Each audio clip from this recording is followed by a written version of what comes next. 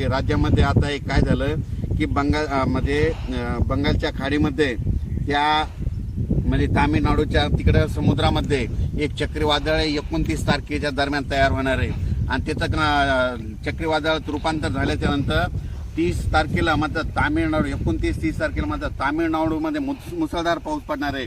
पण तेच पाऊस काय होणार आहे तसं आंध्राकडे येईल, ते आंध्रपासून तसे तेलंगणा आणि तसेच आपल्या मराठवाड्याकडे महाराष्ट्राकडे मात्र 1, 2, 3 तारखे दरम्यान याची शक्यता आहे.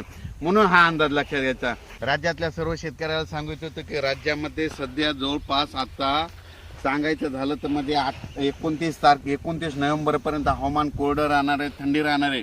म्हणून हा अंदाज लक्षात घ्यायचा. दरवर्षी महाराष्ट्रामध्ये 2 डिसेंबर ते 7 डिसेंबर 2, 3, 4, 5, 6, 7 डिसेंबरला महाराष्ट्रात दरवर्षी विजेच्या कडकडाटासह अवकाळी पाऊस पडतो, असं मी प्रत्येक भाषणामध्ये सांगितलेलं आहे.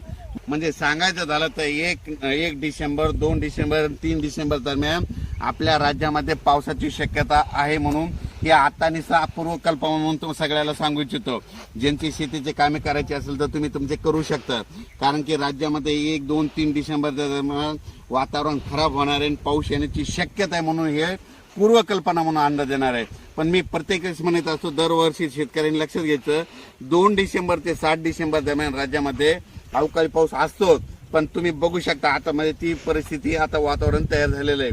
म्हणून हे देखील तुम्हाला सांगू इच्छितो. पण राज्यातल्या सर्व शेतकऱ्याला सांगायचं की राज्यामध्ये 29 तारखेपर्यंत हवामान कोरडं राहणार आहे, पाऊस काय नाही. पण मात्र डिसेंबरमध्ये 1 डिसेंबर ते 3 डिसेंबर राज्यात वातावरण खराब होणार आहे. म्हणून हा अंदाज लक्षात द्यायचा. परत आणखीन वातावरणात बदल झाला आणखीन 2 दिवसांनी मेसेज दिला जाईल. धन्यवाद. राज्यामध्ये आता एक